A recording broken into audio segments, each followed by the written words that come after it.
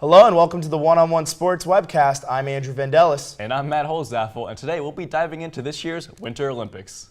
As punishment for Russia's state-sponsored doping scandal in previous Olympics, the International Olympic Committee allowed Russian athletes to compete under a neutral flag in this year's Olympics.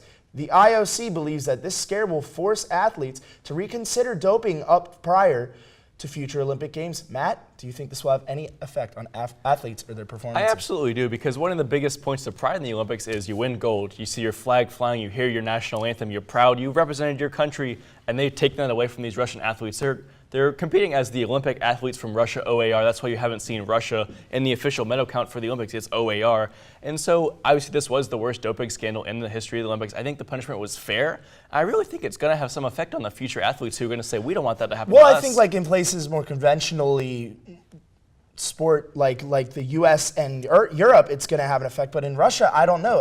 It's just sometimes that even so, the Olympics might have to resort to banning athletes altogether if the doping continues. And I don't know in places like Russia or North Korea or other places that this will just stop.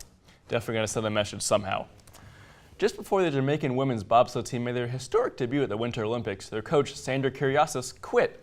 She also threatened to take the team's sled with her, leaving her former team scrambling. Andrew, what impact does this have on the debut of the women's bobsled team for Jamaica? Well, when you think of the circumstances, obviously you mentioned the head coach leaving, and they had to find a bobsled at the last possible minute. You just got to feel bad for them. Luckily, they can only go up from here. I mean, after a crash and burn debut like that, you just got to feel sorry for them. It's a distraction. That's the worst thing that can happen as an athlete, especially now that they're in the Olympic Games, making their historic debut after the men's team paved the way. Exactly. Coach Kyrgiasis says she was blindsided by the announcement, that she was forced to quit. That's what the president of the Jamaican bobsled team said she chose to leave. So we have two separate stories. Did she take the sled? Did she not? Did Red Stripe buy them a new sled? Exactly. Who knows what even happens? And so if I'm an athlete, I'm distracted, I'm confused, I'm annoyed as well. Luckily, it can only go up from here.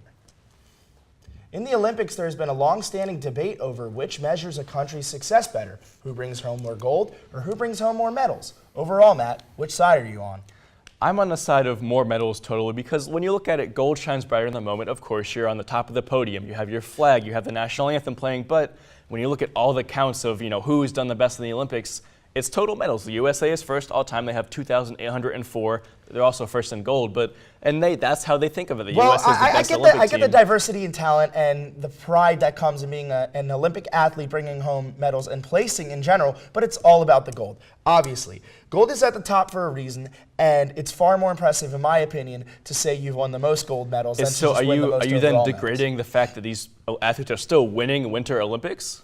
No, not exactly, but medals mean you're a really good Olympic team, but winning gold means you are the best in the world. I just think that, look, so the U.S. Olympic Committee, every Olympics sets a goal. It's a secret goal, so as to not pressure the athletes, but it's a goal nonetheless, and the goal is for total medals. It's not for gold, it's not silver, it's not bronze, not whatever else. It's for total medals, so that's what they're focusing on. But transitioning over to summer, will we praise Michael Phelps as much if he didn't win as much gold medals?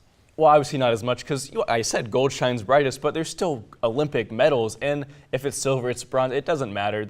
They're winning medals, and that's what they're there to do. Well, so maybe individually, rather, it's better to win gold, but for the team, it's better to just place. But I'm still thinking gold because you want to be at the top of the reason. You're the best in the world if you win gold. That's that. I agree. In terms of representing your country overall, maybe individually you look back, I got that gold medal. That's what stands out to that single person. Well, coming up, we'll discuss short track speed skating and the results. Stick around.